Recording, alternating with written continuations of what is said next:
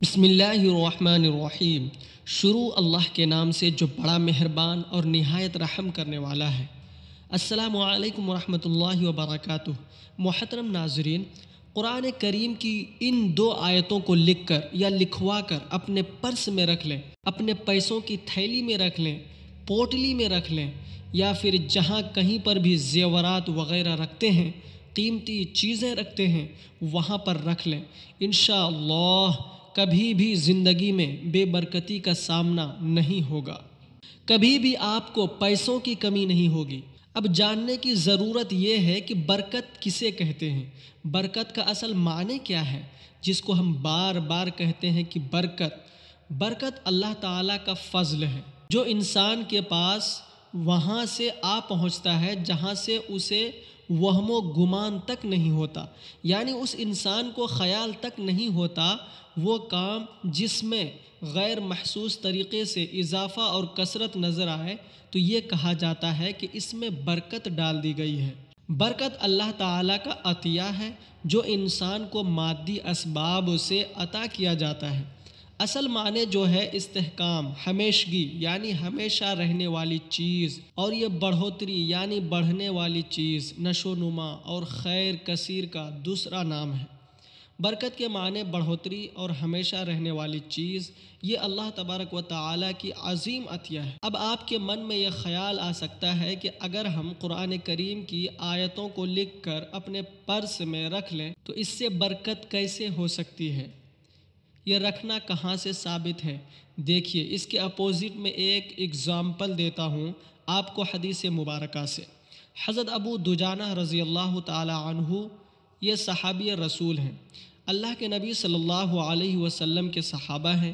حضرت ابو دجانہ رضی اللہ تعالی عنہ نے نبی کریم صلی اللہ علیہ وسلم کے دربار عالی میں گزارش کی کہ یا رسول اللہ صلی اللہ علیہ وسلم، میں رات کو اپنے بستر پر لیٹتا ہوں تو گھر میں چکی چلنے کی آواز آتی ہے، شہد کی مکھیوں کی بھنبھناہٹ جیسی آوازیں سنا کرتا ہوں، اور کبھی کبھی بجلی کی چمک بھی دیکھتا ہوں۔ ایک رات میں نے کچھ خوف زدہ ہو کر سر اٹھایا تو صحن میں برآمدے میں ایک کالا سایہ نظر آیا جو اونچا اور لمبا ہوتا جا رہا تھا۔ میں نے بڑھ کر اس کو چھوا تو اس کی کھال کانٹے والی تھی۔ پھر اس نے میرے منہ پر آگ کا ایک شعلہ پھینکا اور مجھے محسوس ہوا کہ میں اب جل جاؤں گا۔ یہ سن کر حضور اقدس صلی اللہ علیہ وسلم نے حکم فرمایا کہ قلم اور دوات اور ایک کاغذ لاؤ۔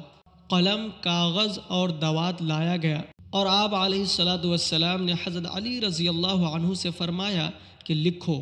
تو اللہ کے نبی صلی اللہ علیہ وسلم نے یہ الفاظ لکھوائے تھے، دیکھ لیجئے اسکرین پر جو آپ یہ دیکھ رہے ہیں، ڈسپلے جو ہو رہا ہے۔ اگر آپ بھی جنات و شیاطین کے شرور و فتن سے بچنا چاہتے ہیں تو آپ بھی ان آیات کو لکھ کر اپنے پاس رکھیں۔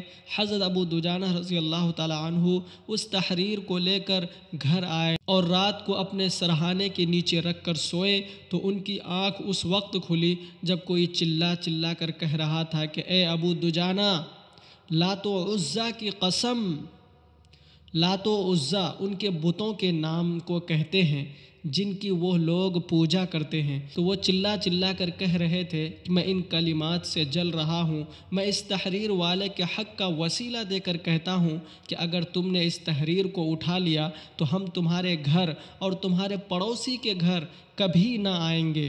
حضرت ابو دجانہ رضی اللہ عنہ فجر کو مسجد نبوی میں تشریف لائے اور نماز پڑھ کر رات کا سارا ماجرا سنایا تو حضور اقدس صلی اللہ علیہ وسلم نے فرمایا، اے ابو دجانہ، اس ذات کی قسم جس کے قبضے میں میری جان ہے، اب یہ آسیب قیامت تک عذاب میں رہے گا۔ تو محترم ناظرین، مطلب یہ سمجھانا ہے کہ اللہ کے نبی صلی اللہ علیہ وسلم نے ایک تحریر لکھوا کر، کچھ الفاظ لکھوا کر حضرت ابو دجانہ کو دیے، اور حضرت ابو دجانہ رضی اللہ عنہ نے اس تحریر کو اپنے سرہانے کے نیچے رکھا جس کی وجہ سے جنات تک جل گیا۔ اگر ہم قرآن کریم کی ان دو آیتوں کو شرف کی وجہ سے، برکت حاصل کرنے کی وجہ سے اس کو پڑھیں گے اور اس کو اپنے ساتھ رکھیں گے تو برکت کیوں نہیں ہو سکتی ہے؟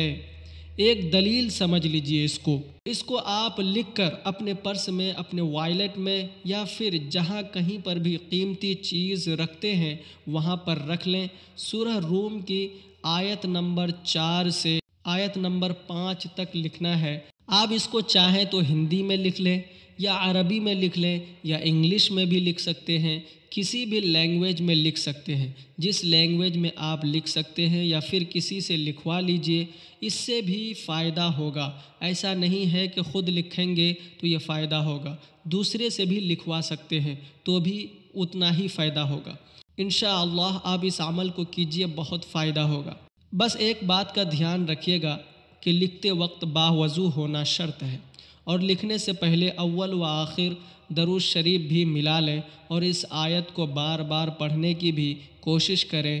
یفرح المؤمنون بنصر اللہ ینصر من یشاء وہو العزیز الرحیم۔ یفرح المؤمنون بنصر اللہ ینصر من یشاء وہو العزیز الرحیم۔ آپ پر ضرور رحم کی جائے گی اور آپ کی چیزوں میں ضرور برکت ڈال دی جائے گی۔ اس ویڈیو کو زیادہ سے زیادہ شیئر کریں تاکہ اور لوگ بھی اس ویڈیو سے فائدہ اٹھا سکیں۔ ویڈیو پسند آیا ہو تو ایک لائک کر کے چینل کو سبسکرائب ضرور کریں۔ اللہ حافظ۔